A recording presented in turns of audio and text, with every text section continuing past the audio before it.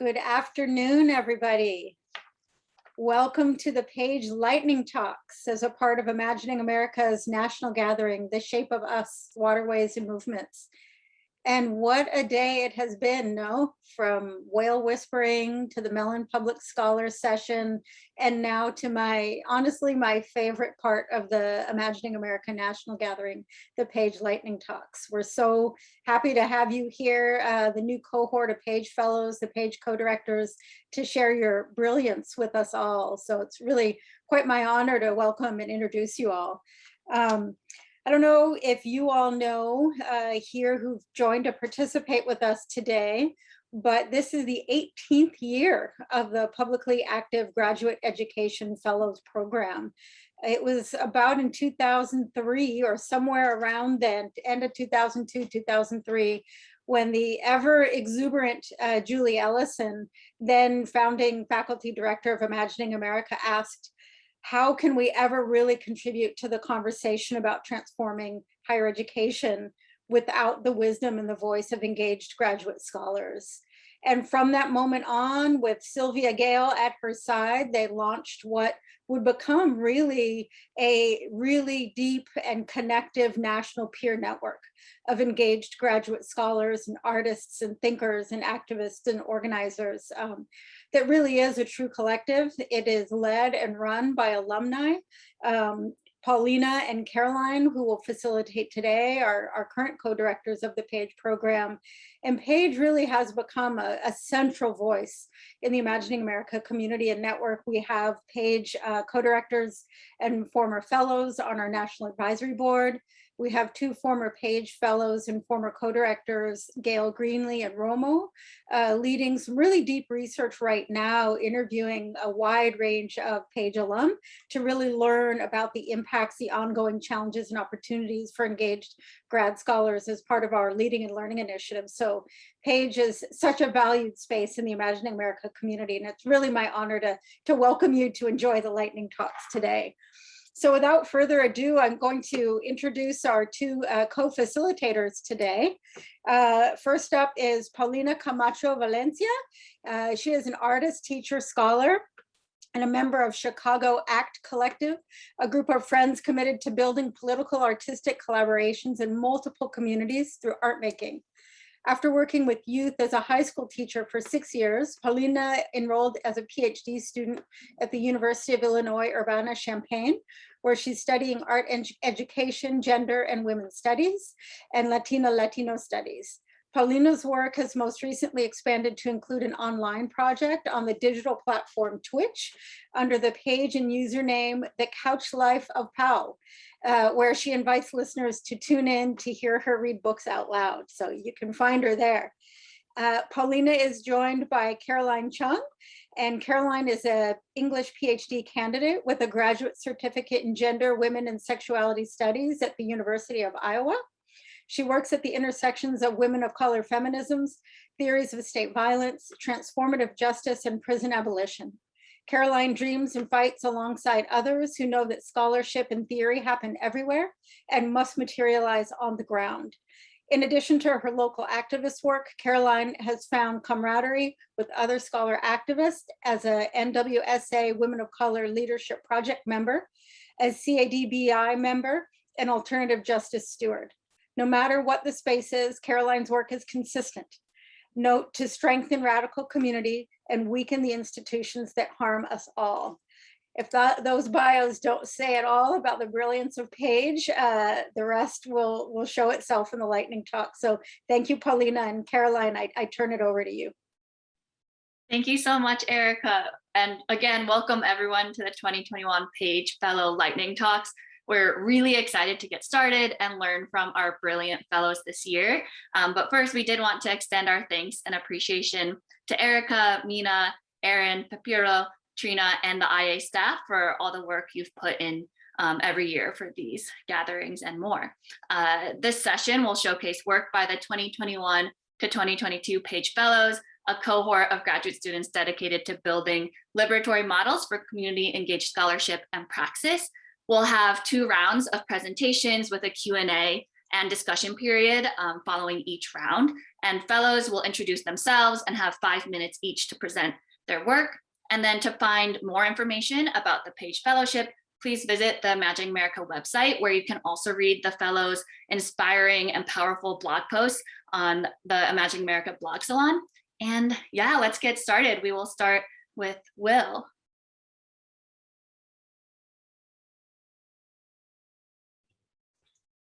Good afternoon, everyone. My name is Will the Poet Langford. I'm a poet, educator, and performance artist from Detroit, Michigan, and I'm a Michigan State University Spartan. Today, I'm going to be reading to you from a wonderful collection of poems entitled Civilization in Crisis, an anthology of poetic response. The editor of this edition is Bart White, and it features 55 poets from all over the planet. And the objective of this collection is to remind us of our humanity, and also, equally importantly, our deep connection to the natural world. So it features a beautiful painting of Greta Thunberg, which you'll see in this first slide. Thank you. This poem, Avatars, is also featured in my first and forthcoming collection of poetry. It's entitled Detroit, Workers, Teachers, Lovers. It's coming in 2022 from Finishing Line Press. So I'll read to you Avatars.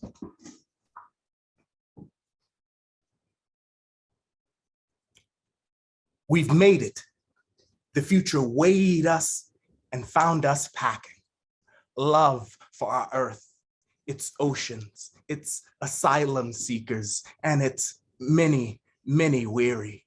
Found us making music in the waking hours of tragedy, forging art in back alleys, making amends for amendments late to the docket. Congratulations. We're notorious for missing the forest for the trees. It is now your sacred mission to ensure that we don't miss the road for the digital milestones, miss the movement for the buckshot of tweets, scattering matter when what matters is a smattering of facts, scattered roughshod over 140 characters. It verges on haiku, the art of saying so much and so little, so briefly. It is your sacred mission to ensure that we never forget the moment when smartphones took the place of lighters at concerts where the bass was especially heavy. To make sure our next generation of iterations remembers the time when the word of mouth was the word, and the word was good. I read that the volume of data on Wikipedia alone cannot be housed by any library of sensible size. A veritable Alexandria stretches before our fingertips and yawns at our inability to contain it. But I implore you to contain it, to write the word or speak it, to not wait on change, but to be it, to be more than avatars. Thank you. So I wanted to say two things. Thank you so much. I see the snaps and claps. I really appreciate that. Avatars is a really exciting poem, and I'm loving the opportunity to share it with people, especially in advance of publishing it, in my first collection. So what I want to think about or talk briefly about is social justice and equity, right? There's that popular meme about equity and equality circulating on the internet, right? It features people standing on boxes of different sizes while trying to look over a fence at a sports event. And so I've been thinking that social justice should be thought of as a verb. social justicing, if you will. Social justice is a thing that you do. Equity is a thing that you see. You look out there in the world, you see where needs are, you see how people are being treated, right? That's sight, that's empathy, right? That's vision. But social justice is a thing that you do, right? So how do we become a social justice advocate? And like, is this work that I can take on? Yes, yes, right? Because we understand equity and equality well enough, that means that when we see moments of injustice, we have an opportunity to intervene, right? We intervene. We intervene by clarifying our positions. We intervene by standing up for our students. We intervene by speaking up, especially for those who might not have that opportunity or who need their voices lifted up. So those opportunities are there every day for us. And so I'll remind you that the work is on all of us, and it is through that critical mass, this critical mass of all of us deciding to intervene. It is through that I think we can aspire for a more hopeful and a more abundant future. So if you're interested, next slide. If you're interested, you'll be able to sign up for the pre-order for my book, Detroit Workers, Teachers, Lovers. This form here, and I'll drop a link for it into the chat, actually will send you a postcard. So you'll know when it's time to like pre-order my book. I'm very, very excited to sign as many copies as possible and to like share like this work, because it's one of my primary ways of being a publicly engaged scholar, putting forth poetry as a vehicle for sharing these ideas. So thank you so much for your time and energy, and I really am looking forward to the lightning talks that follow. Thank you all. Take care.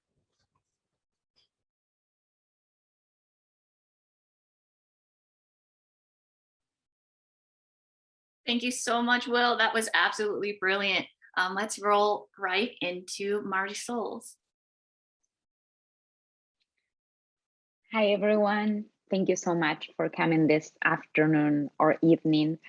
I am going to share my slides so I can allow, oh, okay. I think that, Pepiro, can you actually run them for me? Is it possible? Thank you so much. Thank you. It's telling me that I need to allow Zoom to do it. Thank you. Well, I'm Marisol Fila. I'm a graduate student at the University of Michigan. I'm originally from Argentina, and this is my 7th year in the program. And I work in Romance languages and literatures, Spanish and Portuguese. So the title of my talk today is Emergencias. If you can go to the next one, Pepito. Thank you. The Afro-Brazilian magazine, O Menelik Segundo Ato, is a digital and print publication from the city of Sao Paulo. It has been published since 2007 and includes a group of Black artists, writers, intellectuals, and thinkers from Sao Paulo that aim to connect this magazine with a tradition of Black press in the city, but also to revitalize that tradition, but showing the new articulations of that Black young urban identity in Sao Paulo. The topic or the word that organized their last issue released in February 2020 was the Portuguese word emergencia. Emergencia, for the editors, Luciane Ramos Silva and Nabor Jr., and if you can go to the next slide, emergencia is a word that for them has 2 different meanings, or a double meaning actually. On the one side, emergencia is aquilo que emerge, sobe, aflora, brota, mas também é uma urgência, uma crise, uma gravidade. That is, for the editors, emergência, it's an emergency, an urgency, and the two meanings as something that is urgent, a crisis, something that is critical, but it's also something that emerges, that can sprout, that can rises, that can create new futures. The keywords as palabras-chave that organize that last issue released in February 2020, just before the hit of the pandemic, were vidas negras que aquilombolan, notas escurecidas para outros mundos possíveis, a farsa democracia racial, estratégias de afirmação e resistência, redes de sociabilidade, pulsos de vida, chamas que surgem, denúncias de mecanismos que impedem a população negra de ocupar o poder, confronto e vem viver. Como produzimos respostas para nossos conflitos? A arte como via de compreensão das contradições, curadoria como cuidado crítico, interpelar o racismo cotidiano, justiça como ética e amor, desmascarar a branquitude. In the sense, the keywords that I just read in Portuguese are relating to this double meaning of the word emergência, that for the editors have this last number that they organized. The keywords talk about Black lives, but talk about the racism and the injustices that they are suffering. They are talking about the need to denounce the structures that doesn't allow the Black population to occupy spaces of power. But they also talk about new futures, new alternatives, of an ethics of care, and how art can also mobilize and bring all of these new features. I have been working, and you can go to the next slide. Thank you. I have been working with the group in collaboration since 2018, when I first met them as I was doing my research in Sao Paulo. We did different projects in collaboration that included from releasing some brief translations of some of their articles to also organizing some visits of them here to campus. Work that we did in 2019 materialized in February 2020, together with the release of their last number organized around emergencias. That project included a digital and physical exhibit at the University of Michigan Library of the magazine's covers because they were celebrating their 10th anniversary, and their covers included beautiful art. All of their covers are made by Afro-Brazilian artists, and they are all original creations for the magazine. So the exhibit included those covers, and we also released a special edition in English of their last number, the 21st. That edition in English was their first edition in a foreign language, an edition that we collaboratively translated and curated and printed to be distributed here at the University of Michigan and also in Brazil, but in some other community places. To me, the word emergencias is actually what embodies the work that I do on public scholarship and community engagement.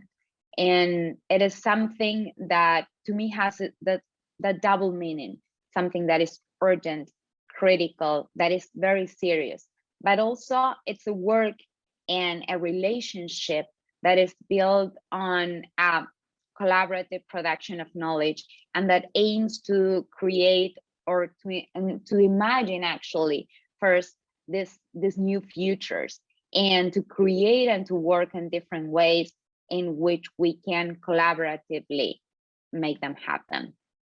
So you can move to the next slide.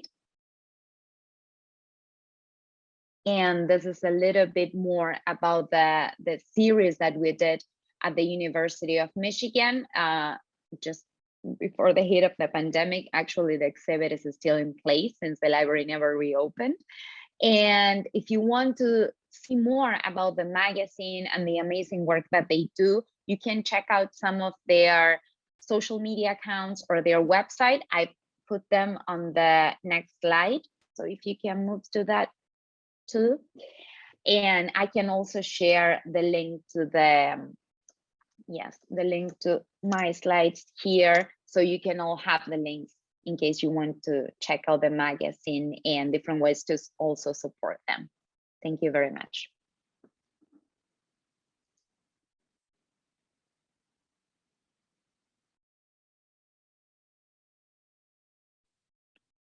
Thank you, Marisol. That was also amazing. Already really cool connections forming. I'm excited for the Q&A. Next up, we have Amy.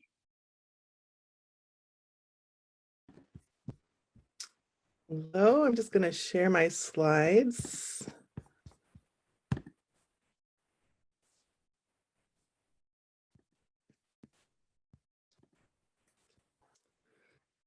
Good afternoon. I'm so grateful to be here. Before I start, I just want to thank my mom for caring for my kids so I could take a shower and get ready and be fully present right now. I'm able to do the things I love and care about because of her support. This is a multi-generational effort. So thank you, Mom, for all the ways that you nurture my children and my dreams. My name is Amy Hirayama. I'm an MFA student studying creative writing and poetics at the University of Washington, Bothell. As I study creative writing, I'm inspired by the writers whose work joyfully exists at the intersection of art and activism. That's where I want to be. What Benny Starr said yesterday about the importance of an artist's process and creative thinking really resonated with me, as did the attention to ceremony that Wind and Warrior shared with us.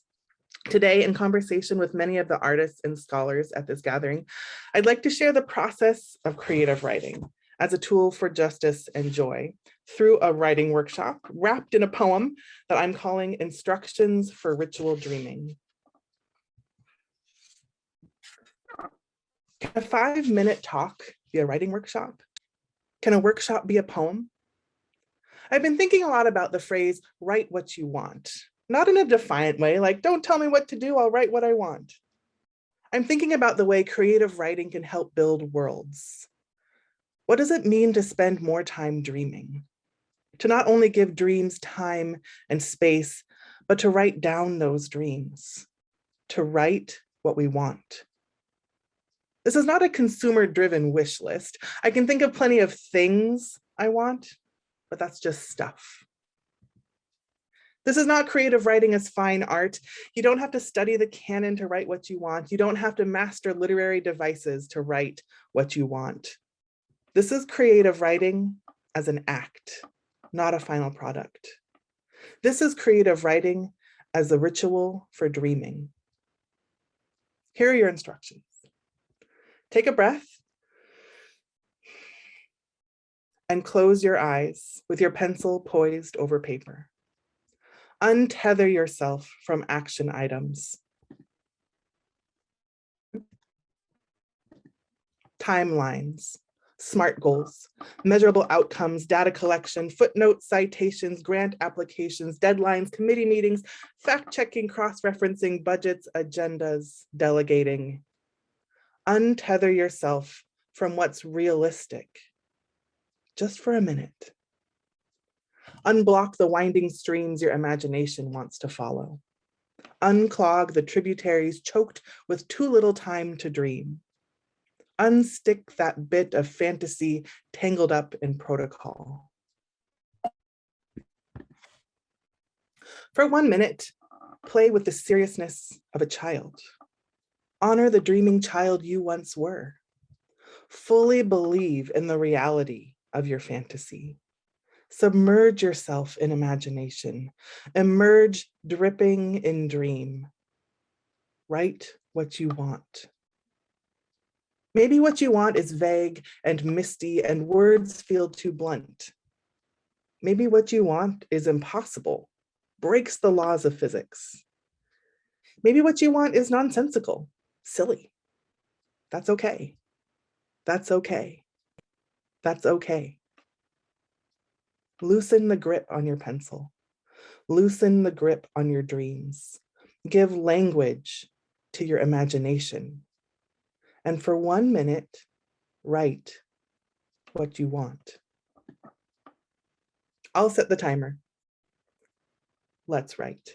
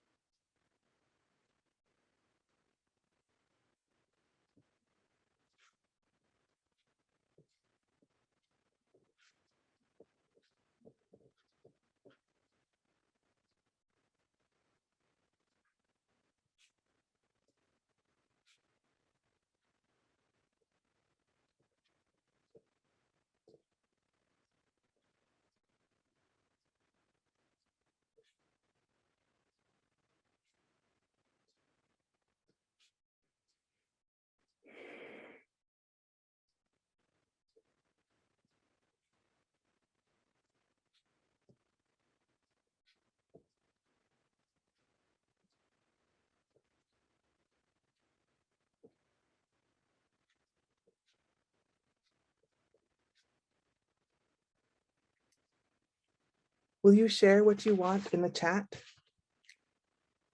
Can we see our collective dreaming? What might happen if we do this with the reverence of ritual? What we want might change, develop, evolve. Maybe we'll write the same thing over and over and over until we have a litany of dreams. My hope is that my own ritual dreaming becomes a reminder, a breath, a return to the sea. Thank you.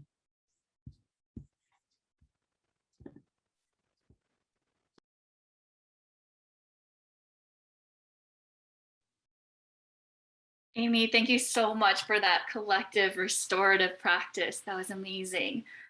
Closing out our first round of this, we have Drizzy. Hello, everyone. I am super excited to be in this space with y'all. My name is Adrina Drizzy Wynn, and I currently attend the University of Florida in the MXD program, which is Masters by Design. I'm a graphic designer and community organizer. And I'm going to share a project with you that started during my undergrad. And we have gone into 2 communities so far to do the project. And we're working on going into the 3rd, but with the pandemic, we're having to reshape what that looks like. My collaborator, Yvette Di Santiago, and my best friend, it was super awesome to work with her. And now I'm excited to share the video with you all. My identity is always changing, which I believe everyone's identity is always changing too. It's hard to have a identity. Sometimes I feel like I'm being judged, but a lot of people in my family are very judgmental and prejudiced, and I don't agree with it at all. I had no idea what he was mad about, and so I asked him, I said, what's wrong? Like, what did I do? Am I in trouble? What's going on? And he said, I don't want you hanging out with those. you guys can't come over here. Last time you guys were here, you all played this loud music, whatever. And that was even us. They just didn't want us to play with them. That was pretty bad. And he said it right in front of my friends, and they all heard every word he said. And in high school, I went to a private school, and it was like all rich kids. The kids there, they lived in a bubble. I always assumed that's how life was. I never really thought, oh, I'm poor. They didn't know that there are people that live outside of their bubble. And he asked what school we went to, and we said Paideia. He was like, that's a private school. We're like, yeah, you go there. He's like, you lying. Get in the van. He thought we were skipping school. He was trying to make us get inside the police van. My house got broken into multiple times. There was like a shooting there, and my car was in front of the house. The cops didn't do anything. They came, they did nothing at all. I didn't really feel a difference growing up black until I got to college. I don't even like to talk about it anymore because people are like, oh, you're not black, you don't know the struggle. And it's true, I don't, but you know, I still really like that part of myself. Black kids never really let me come into the group because I didn't look like them.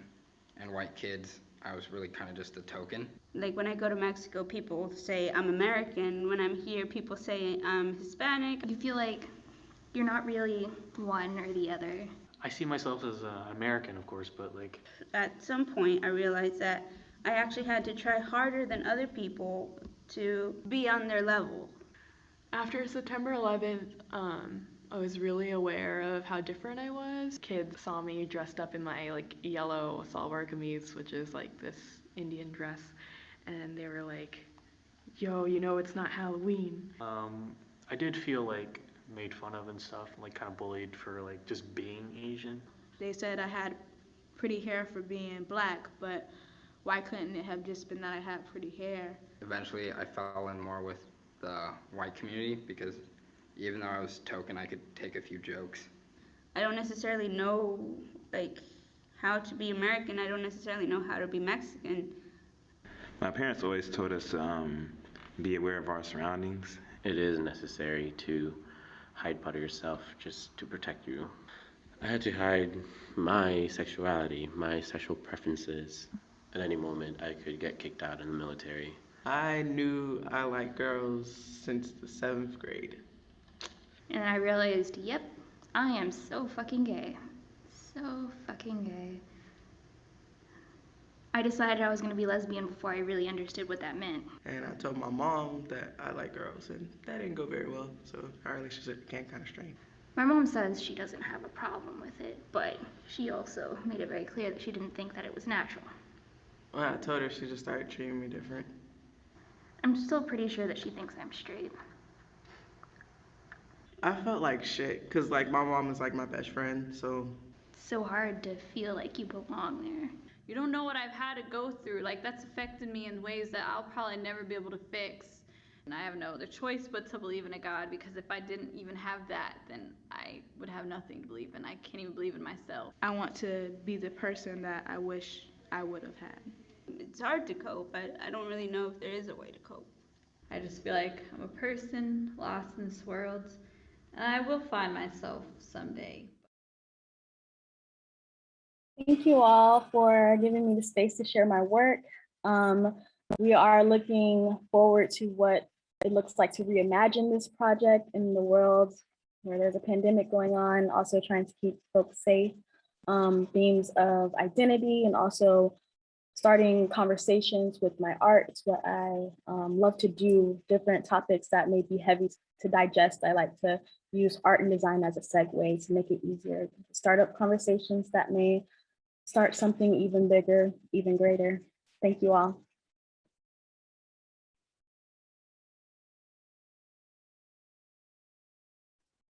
Wow, Drizzy, that was just absolutely powerful, as people are saying in the chat as well. Thank you for that. So we do have 15 minutes for Q&A and conversation, and I'm just very excited for everyone to have the opportunity to talk to each other and to ask questions. So I will just begin by opening up for anyone in this Zoom room to comment or question as they please.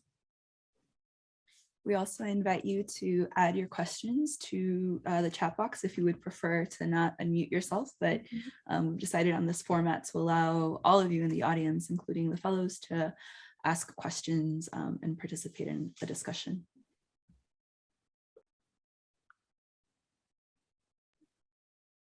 Drizzy, I'm curious about like the questions that you asked your participants in your project, because they're so vulnerable.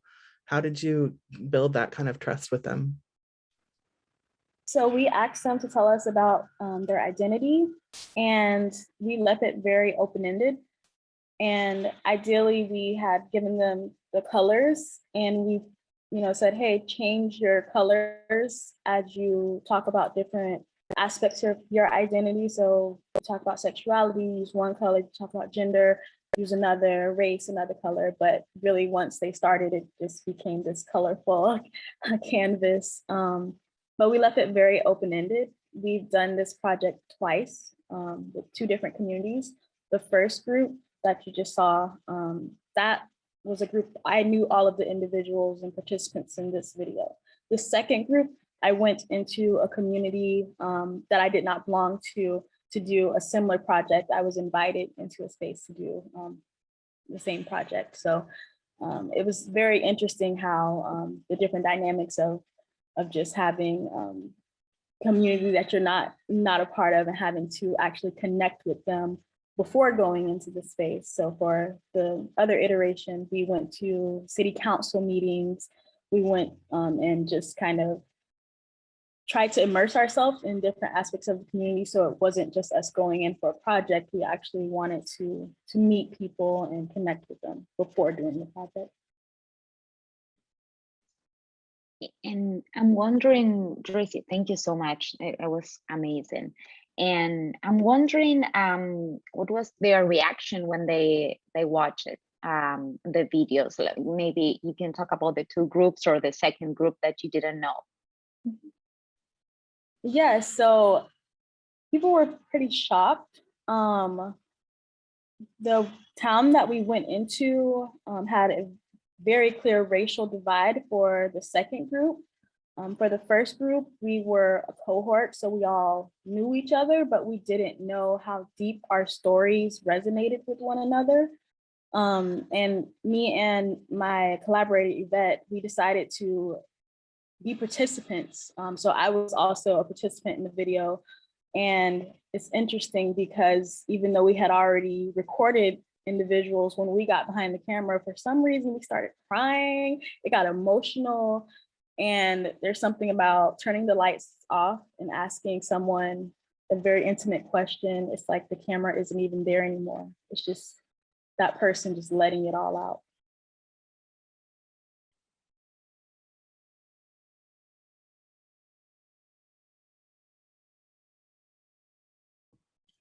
Amy, I was curious as to what where this practice comes from, the exercise that you did with us. I was wondering where you learned it or how you were inspired to do it today, or if you've done it many times before. Just kind of, I loved it, and so I was just curious about it.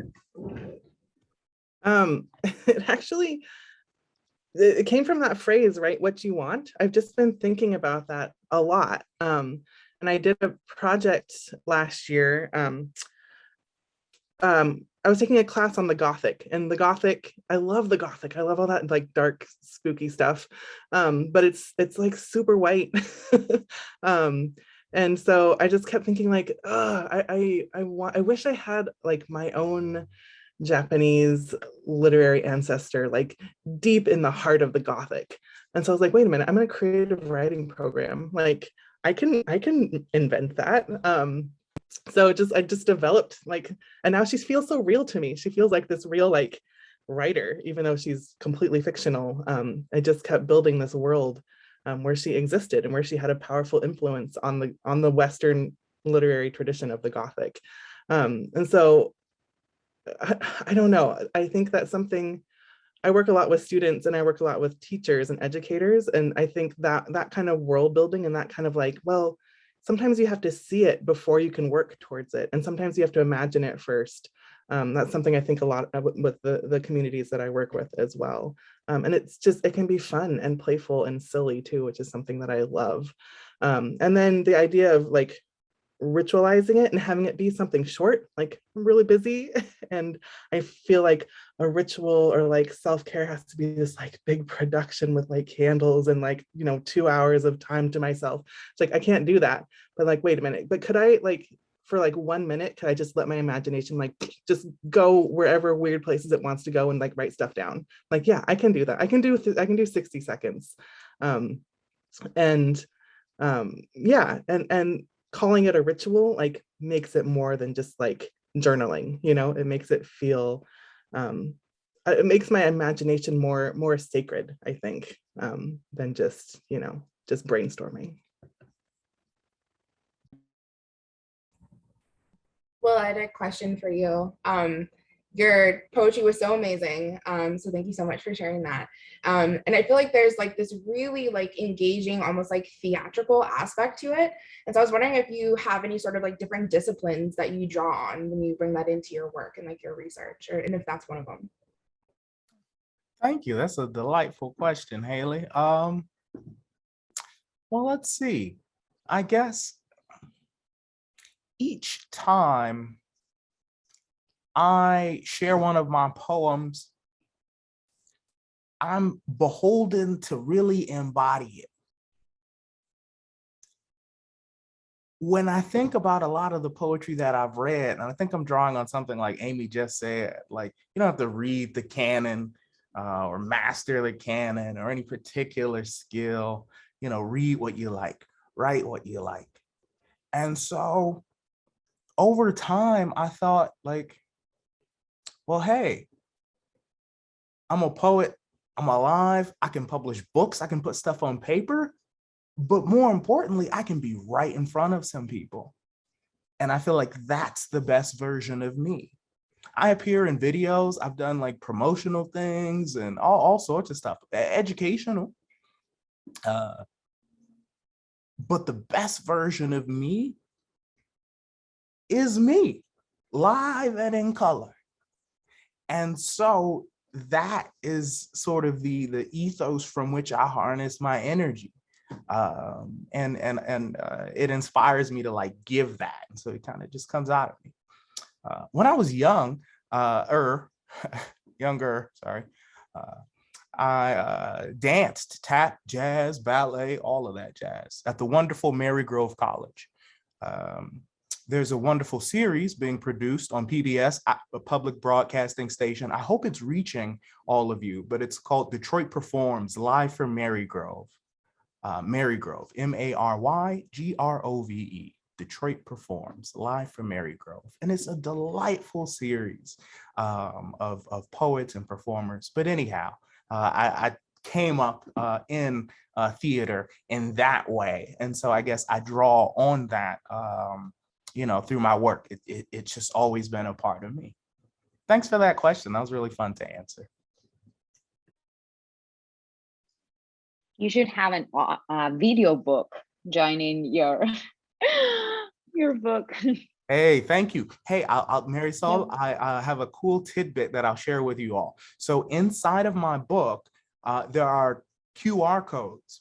And so if you scan them, you can actually see me reading the poem like live on whatever platform you're on. So I was like, oh, I'm going to try to work an audiobook out of my paper book because I still want to connect with people like in this way. So I'm working on it. Thank you.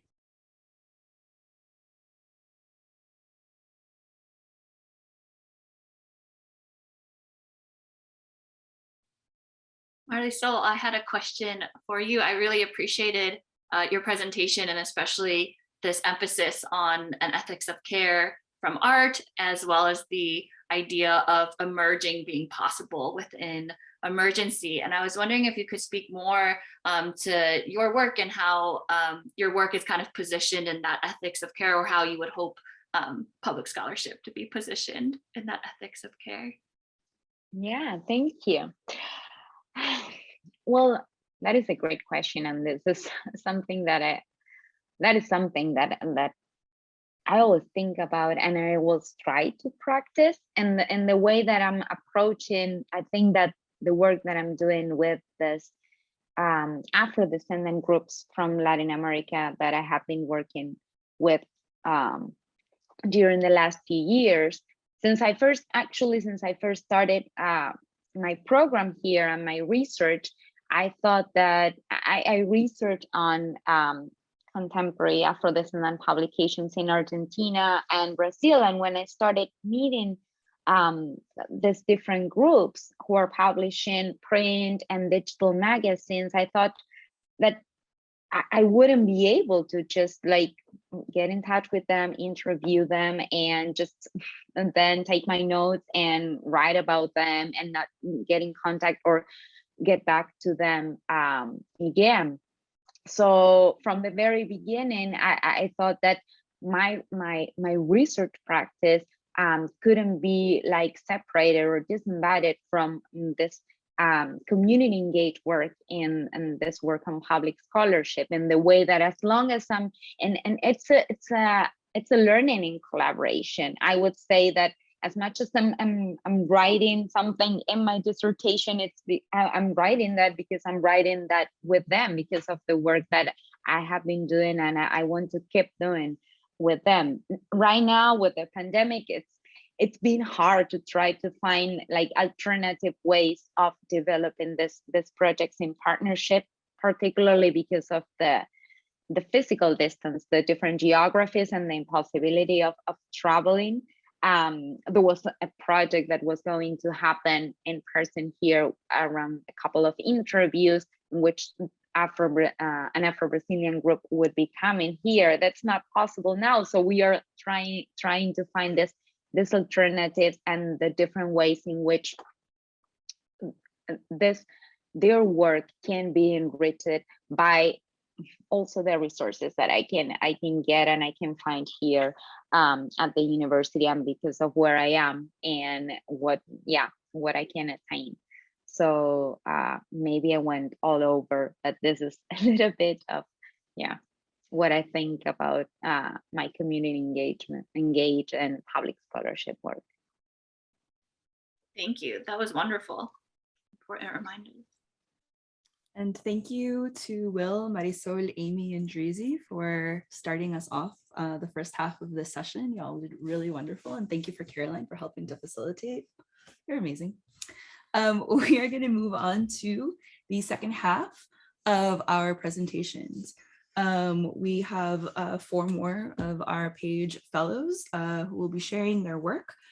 The format will remain the same, and we do invite you to stick around for the second half of our Q&A session. And again, you are welcome to add questions or comments to the chat. We will take note of those, and we can bring those up for discussion during the second half of our Q&A session of our session. We are going to kick off the second half with Haley. Hi. Okay. Share my screen.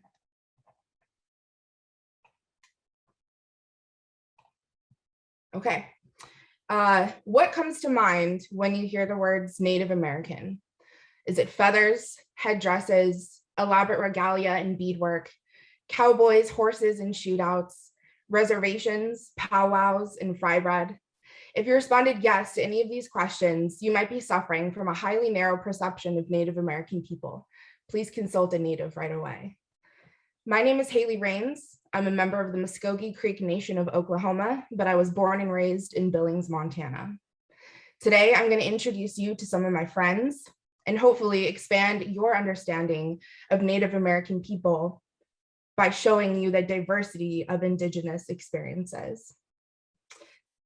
As a part of my doctoral dissertation, I'm writing, directing, and shooting a documentary film and photography project titled We Are Not Your Savages, which interrogates the historic roots of misrepresentations of Native American people in Western mythology and in American popular culture. And it also examines the impact they've had on contemporary Native American individuals living in Montana. These are some of my photo and film subjects. This is Randy. Randy is an independent business owner and a skilled hat maker. He owns and operates Law Dog Hat Company, a hat business in Billings, Montana that specializes in beautiful handcrafted hats and Western accessories. This is TJ. TJ is a gifted transgender rap artist. In his music, he reflects on social inequality, gender discrimination, substance abuse, and violence experienced by many Native American individuals in Montana. This is Monica. Monica is an assistant manager at the Cenex Zip Trip in Billings, Montana. A mother of 2, she works long hours at a busy gas station to provide for her young family. She came to Billings in search of employment due to limited job opportunities on her reservation.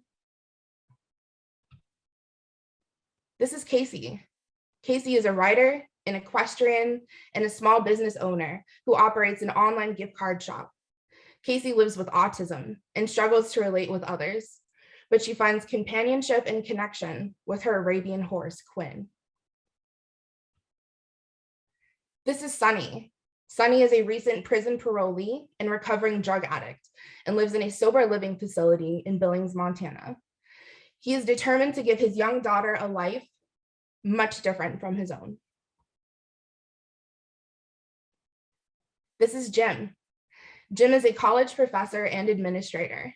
He is the first and only person in his family and extended family to attend college. He earned his PhD in English literature at one of the top public universities in the country.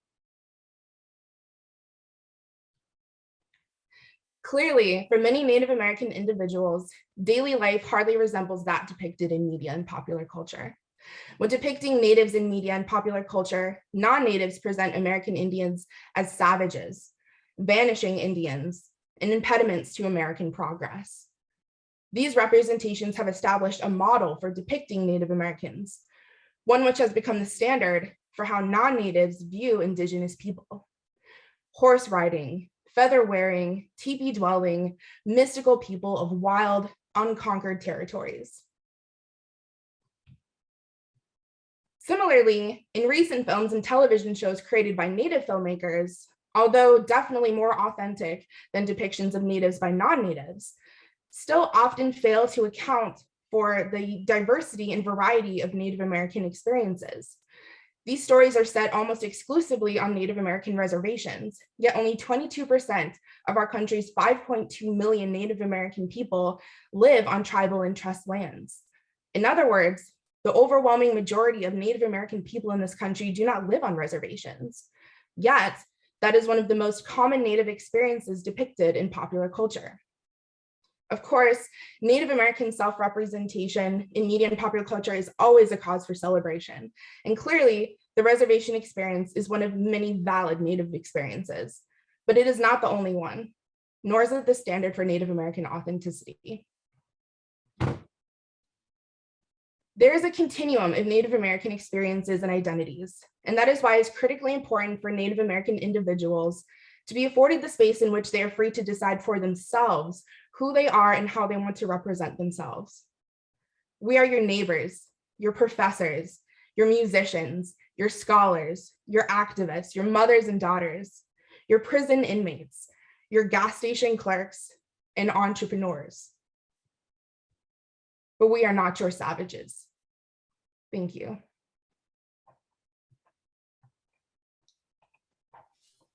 Thank you so much, Haley. This was rad.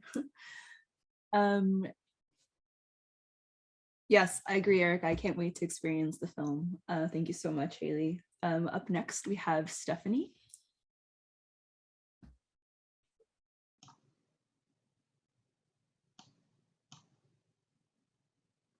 Hello, everyone. My name is Stephanie Bravo. I am a dual doctoral student in English and Chicano Latino Studies at Michigan State University. Can we put up the first slide, please? Thank you. Okay, so I'll be reading selections from a short essay titled Tamales, Tamales, Tamales. It'll be dropping through Drylands, which is an independent print journal based out of South Central LA. And in it, I try to weave the histories of El Tamal alongside the pandemic, particularly emphasizing my mom's story there. And I hope to really sit through this idea of the personal as political, as Audre Lorde has mentioned to us, right? So taking that personal as political and having a societal impact. I won't have any concluding marks just because I like folks to sit with the stories that are unfolding. The next slide, please.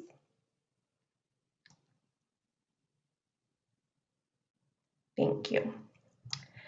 Okay. Tamal. Tamayi in Nahuatl.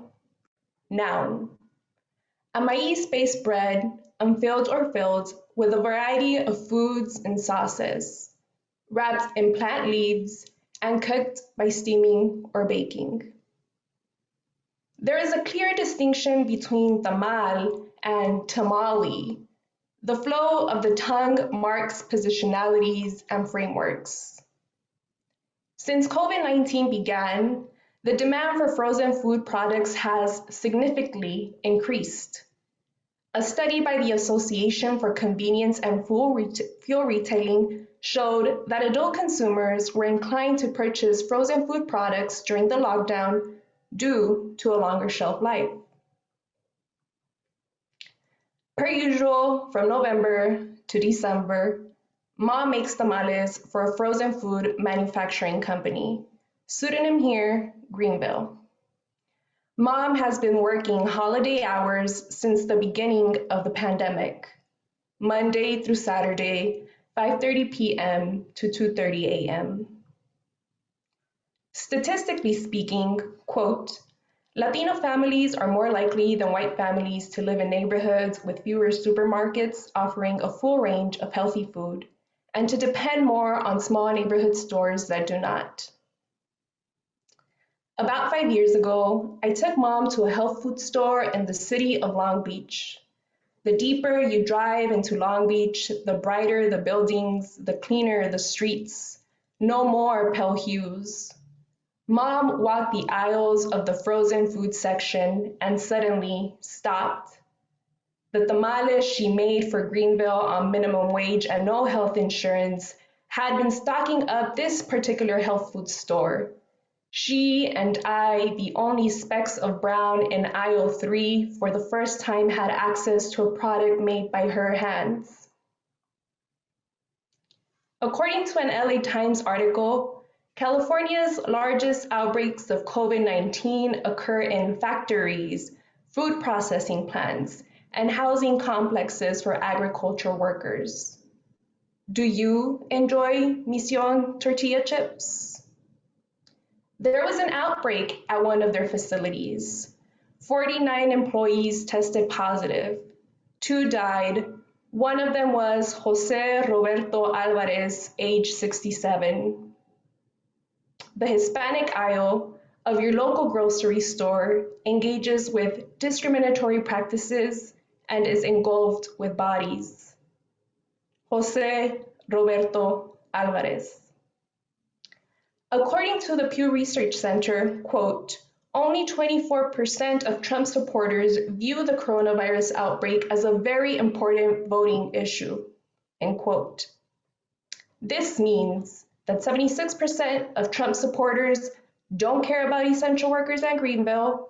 This means that 76% of Trump supporters don't care about Mom or whether she lives or dies. Some say that you are what you eat. On our way back to Compton from the health food store in Long Beach, Mom and I agreed that we were proud to see the fruits of her labor, and then we laughed. We laughed because tamale shoppers really thought that black beans and mango were some of the key ingredients to a tamal. We laughed all the drive back to our pale-hued city. Stephen King's Children of the Corn comes to mind for seemingly incomprehensible reasons. I never heard the phrase people of the corn until I was an undergraduate student in an ethnic studies program. People of the corn as a cultural symbol with political implications was delightful, but it did keep me wondering. I've been wondering about the people and people of the corn and their children, the children of the corn, our devotion to corn. Claudia Alarcón writes, because of their tamales, constant representation as an offering, and association with depictions of the maize god of their complex myths, I propose that tamales may have been used as representations of the body of the maize god and also may be interpreted as a symbolic human sacrifice. Sacrifice. I lead this offering. Sacrifice fragments of conjuring. Altar in shape of paper, velas in the shape of letters, black ink for the blood lost, pray for the children of the corn. That's it.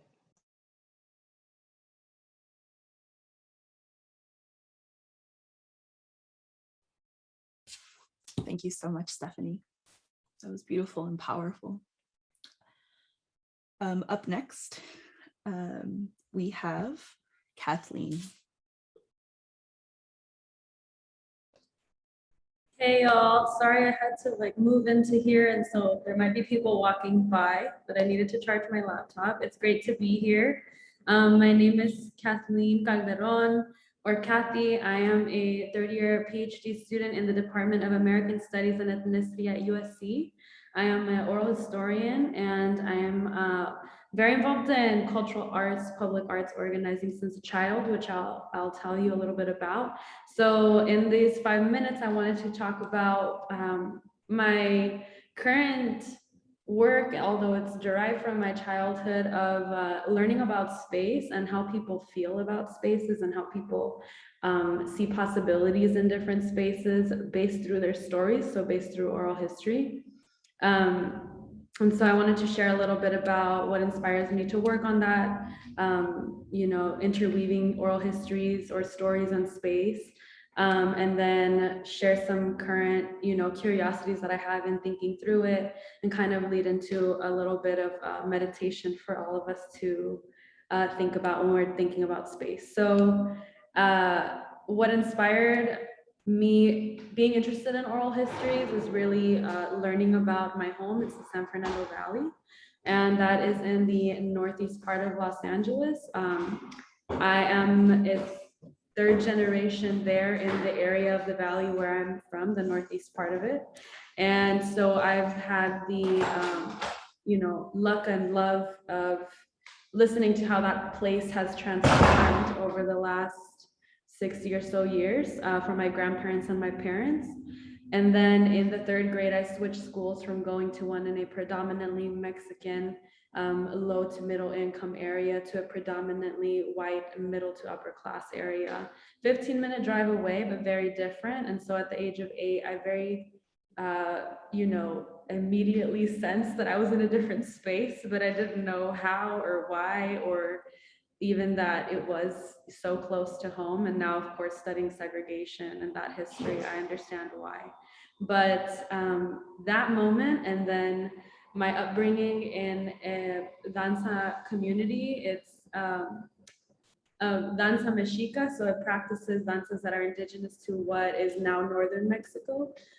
We did a lot of ceremonies and protests, marches and practices in parks outside and basketball gyms inside, on the streets, in front of city halls, you know, in all kinds of spaces to make that cultural and political empowerment and education very visible and accessible. So in that process, I learned a lot about transforming space and really pushing against what I think we are, you know, trained to think of in terms of how we access space or where we belong or where we're excluded from. And so together, those really inspire me to think about how we feel when we're in the different spaces.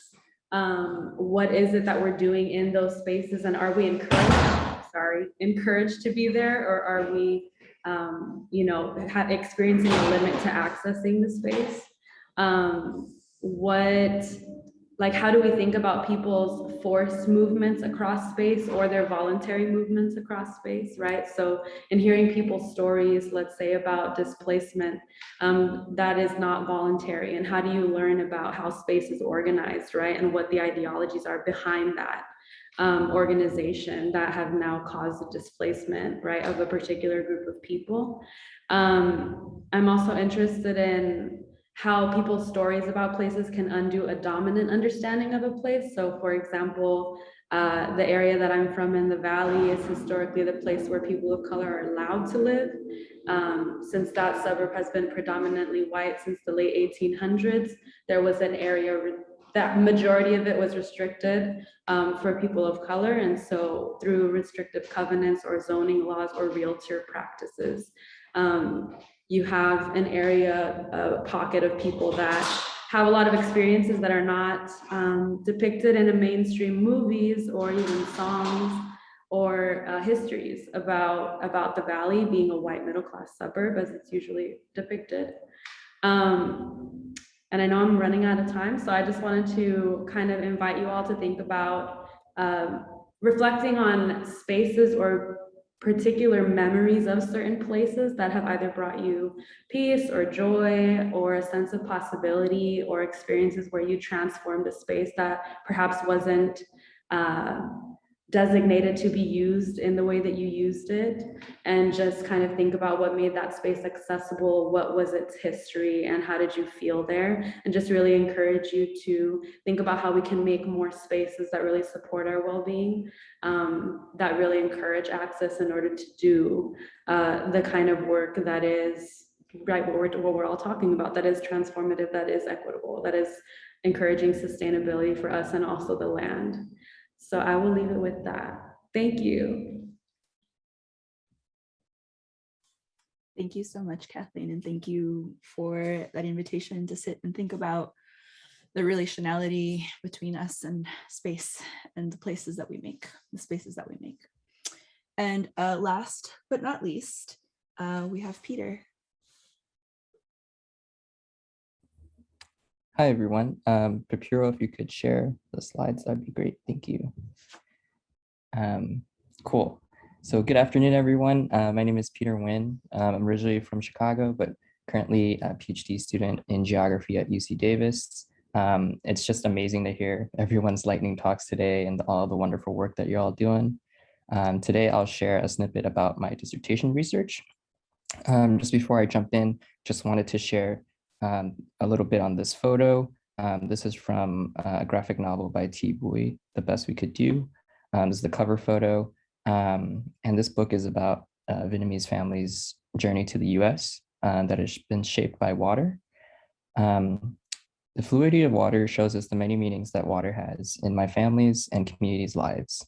It transcends us across time and space, connecting past memories with future outlooks among new landscapes.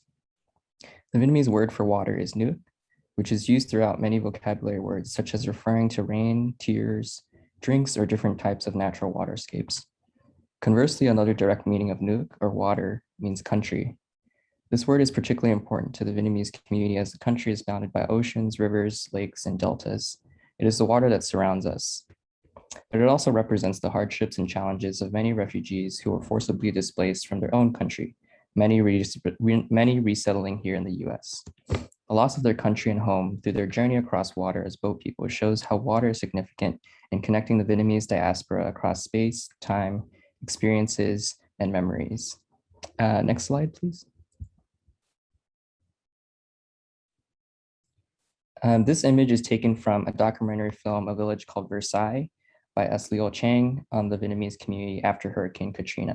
And it evokes a similar imagery of returning to a home away from home through a similar experience coming back on a boat. It's a similar, eerily similar feeling that takes place in two different time periods in two different places.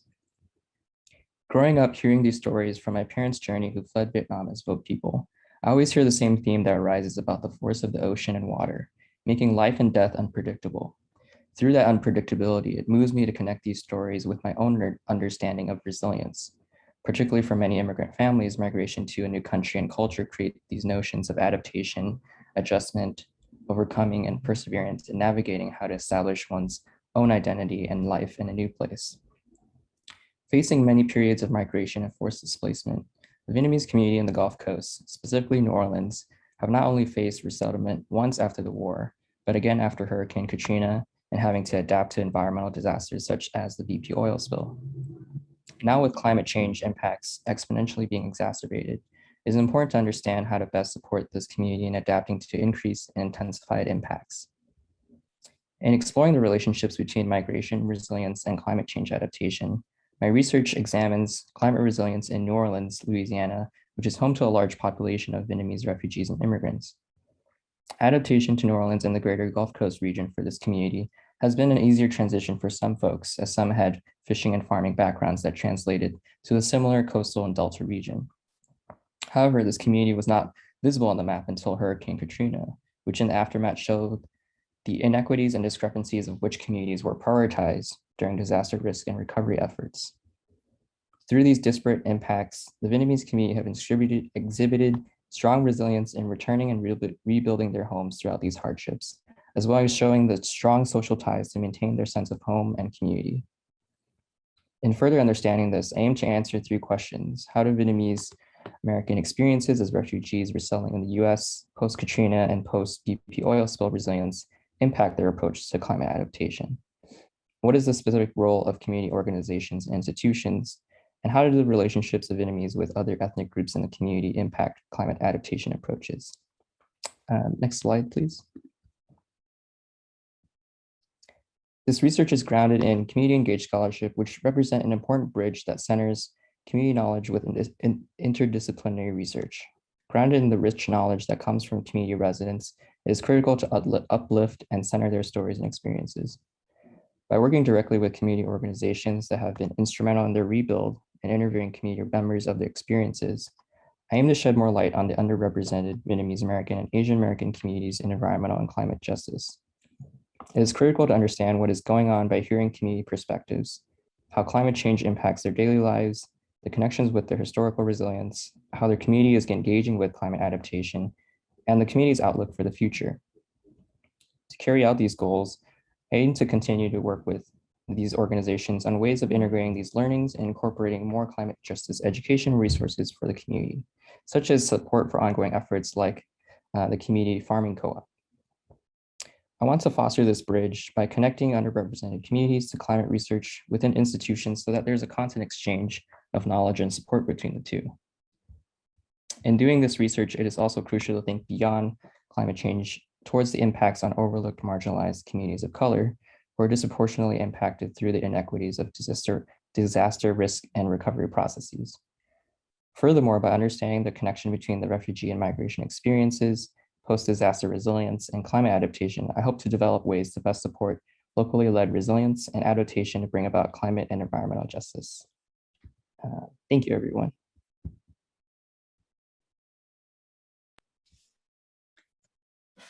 Thank you so much to Haley, Stephanie, Kathleen, and Peter for sharing your work the second half.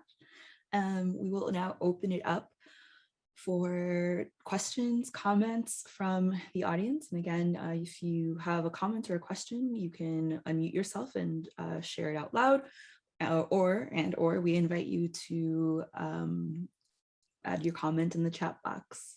I'll give everyone a second to collect their thoughts.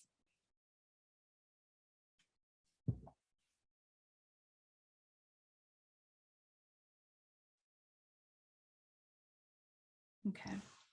Can go ahead, and if no one has a question, I have a question that I can start off with if no one else wants to chime in. All right, great. Haley, my question was for you. I'm curious about the composition and the setup, right, of your images. The more candid versus more studio shot settings, and how perhaps you negotiate, or is this a negotiation with your participants? How do you arrive at that at the decision for the compositional frame? And then at the narratives, are those also co-constructed, or are they coming primarily from you? That's a wonderful question. Thank you. Yeah. So yeah, such a huge part of my work is forming relationships with these people, right? They're my friends, they're people that I grew up with, they're my family, a lot of them. So I think that a big part of my scholarship is having Native American people be active participants in their representation, right? So in that sense, I'm really there to, in some ways, you can't avoid as an artist your sort of perspective, right? It is your art at the end of the day. But what I try to do, and I think the challenge is working with your subjects to find the best way to capture their essence, right? I mean, part of that is getting to know them. Part of that is consulting with them. A lot of work that I do with my subjects, I check with them to make sure that they feel good about it, right? If there's a shot that they don't like, or if I'm depicting them in a way that is inconsistent with how they see themselves, that image is gone. It's not used, right?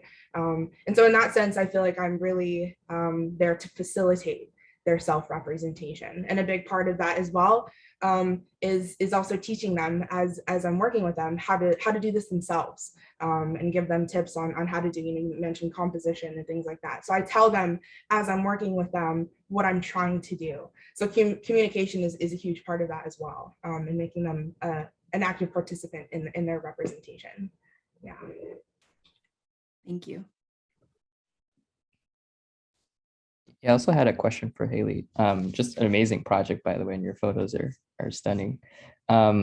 Yeah, I was just very curious in terms of walking through your process of taking the photos, like the reactions to the final photos, like from the participants. Do you get like, I don't know, what type of reactions do you get, and like if they're empowering them, like the impact of seeing the photos afterwards? Thank you so much for asking that question, because I think that is like the most rewarding part of my work, is them telling me, nobody has ever asked me to be photographed before. You know, I didn't know that my story was interesting to other people. And I'm like, are you serious? Like, you're my heroes. Like, you're amazing. The things that they overcome and that they deal with. And even in their successes, I'm just amazed, right? And so, yeah, the common comment against is I felt like a badass, right? That's what they always tell me. I felt like a badass in those photos. I think it's a boost of self-esteem. It reminds them that they're worthy, that they're beautiful, and that they matter, really. And so, yeah, I definitely think that the reactions are also very positive and make them feel important, which they are. Haley, there's a question in the chat box. Erica asks if will the film itself serve as your doctoral dissertation in NAS? It is, yeah. So it's a film and photography project, and I will also be writing my dissertation as well. So it's a lot, but yes, it's a part of my dissertation. So it's cool. I get to combine those different. I'm very fortunate to be part of NAS for that reason, because they allow me to be creative. Yeah. Excellent. Thank Great. you. Thank you.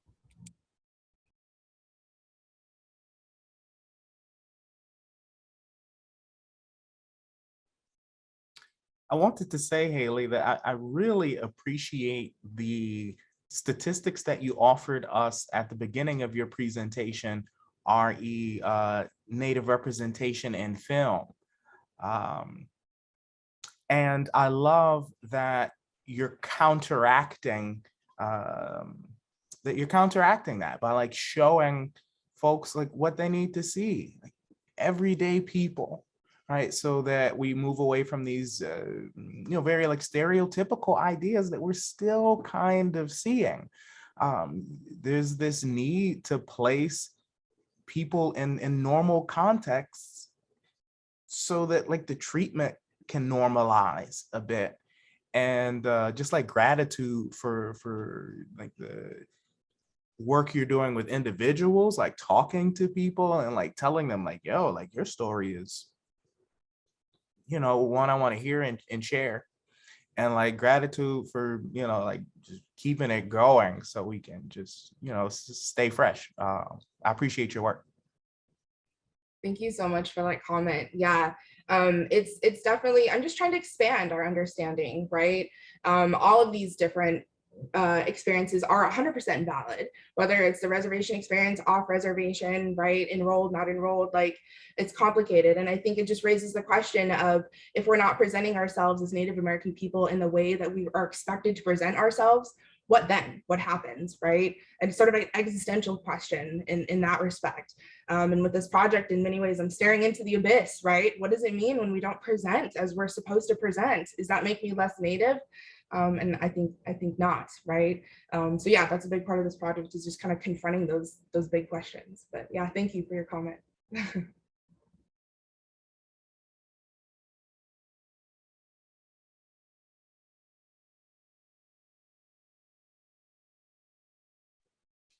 Stephanie, thank you so much for sharing your narrative. And I have a question about your decision, right, to not have these concluding marks or these final punctuations. And I'm wondering if you could speak more to that. I think that you give us so much to sit with and to think about, and I can see perhaps that this creates multiple and like generative kind of openings through which to begin to just think about not only this personal narrative that is folded into these like larger systemic issues, but thinking about your decisions formally, right, through your writing, through your presentation, through your other work about not offering these concluding marks. Can you speak a little bit more to that?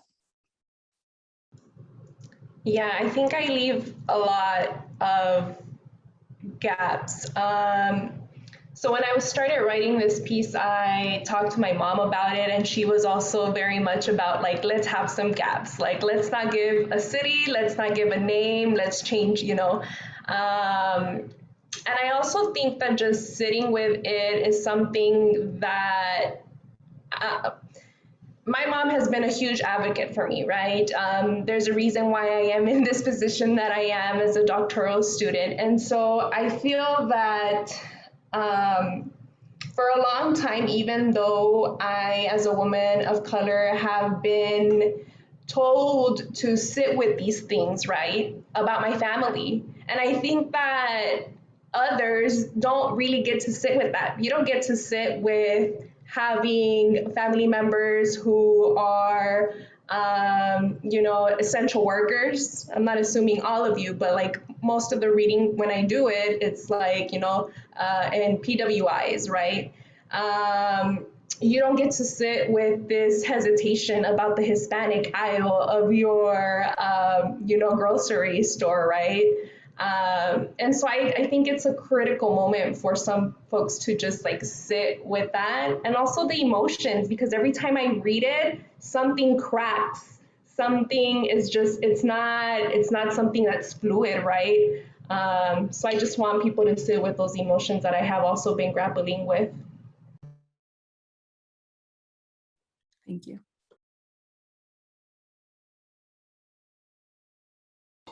That's not a question, Stephanie. That was so dope. Like I want to read it over and over and like sit with it. So thank you for sharing that. I love how you interweave the stories about your mom and like these questions around food and labor and cultural and racial, you know, elements to this with like with the pandemic. And I'm wondering what was your approach to picking the particular statistics that you did for that kind of interweaving or framing?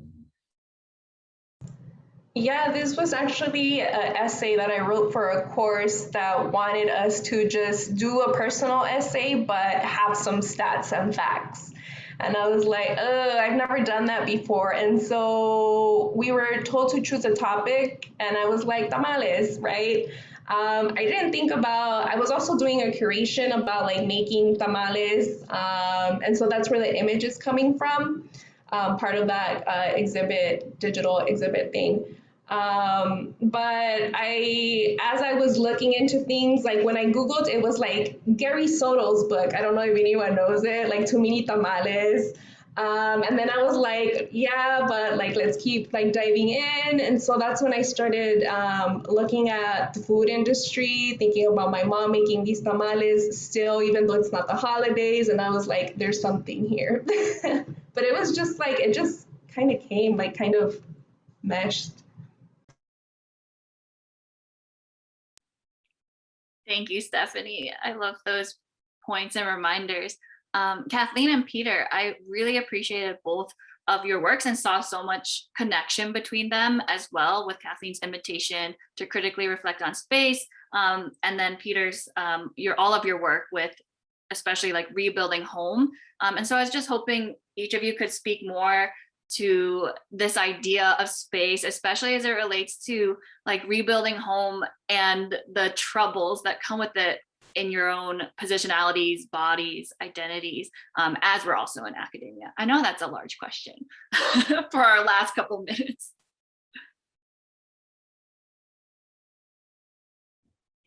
Yeah, I don't know, Kathy, if you wanted to take it first or. Okay, cool. Yeah, no, thank you for that question. That's it's interesting to think about. I think for home, for my research is interesting because for this community in New Orleans, there's been so much migration and movement, right? Nothing is very kind of settled, and in terms of future outlooks, that's kind of iffy for some families as well. And so how I envision home is really, I think it's this through this strong connection of family and community. So wherever they go, you know, there's always this strong tie to not only their families, but, you know, people in the community that, you know, that they can always come to or rely on, or go to for support. And so I think, you know, thinking it back to, also my family's migration story of, my parents have moved a lot as well coming here. And so what has always been consistent in this feeling of home is the sense of family. And wherever they've moved to, there's always this strong tie to like either going to the community center or going over to families or friends' house. That's kind of that sense of feeling of home that they can always carry with them wherever they go.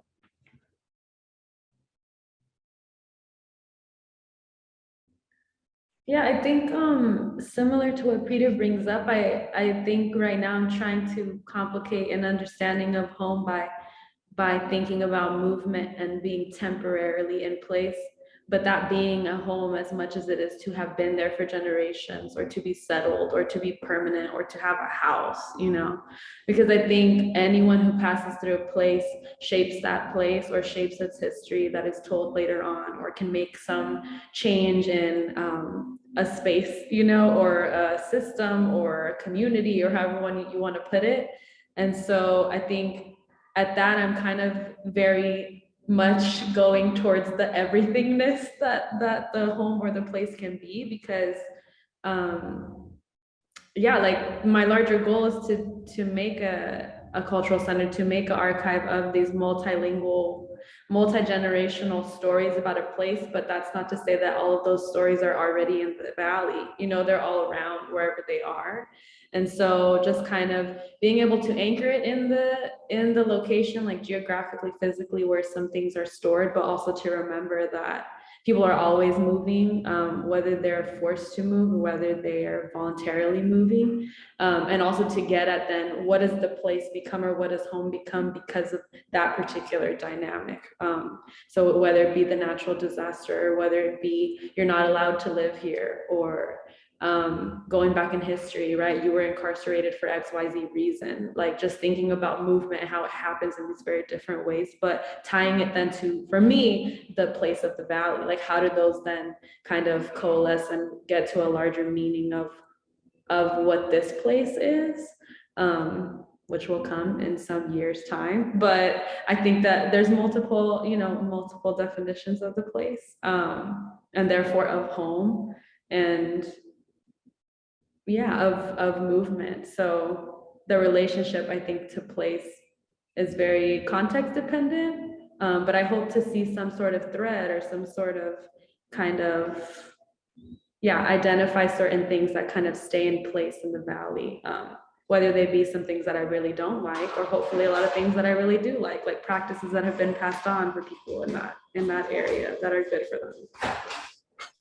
Thank you so much, Kathleen. And thank you to each and every one of the Page Fellows, to our current cohort.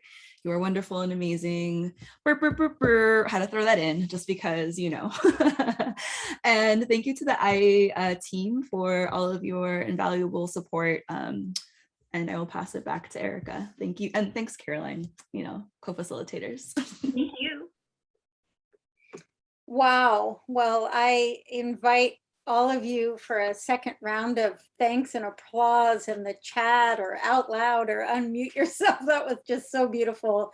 So thanks to each and every one of you. I have the individual projects and the collectivity of all of your work together kind of swimming in my head, and it brought so much hope for the future of public engaged and activist and creative scholarship and work, hope around our possibility to unlock those futures that Amy asked us to write about what we want.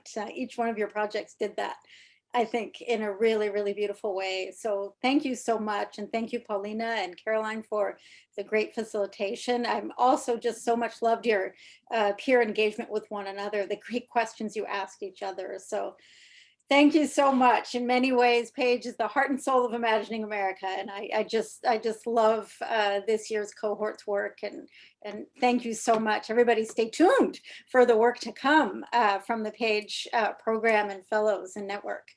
I am almost surprised that I'm about to say this, but stay tuned for our final plenary. We conclude our water journey in the Delta with our final plenary, which will feature Junebug Productions Homecoming Project, which brings us to New Orleans, the site of our hopeful in-person conference of the fall of 2022, in conversation with the Homecoming Project's Executive Artistic Director, Stephanie McKee, as well as other lead artists, Frederick Wood Delahuse, who you've met at various moments already in our gathering, Suni Patterson and Jeremy Guyton. So stay tuned, 3:45 Pacific time for our closing plenary, and I hope to see you there. Thanks, everyone.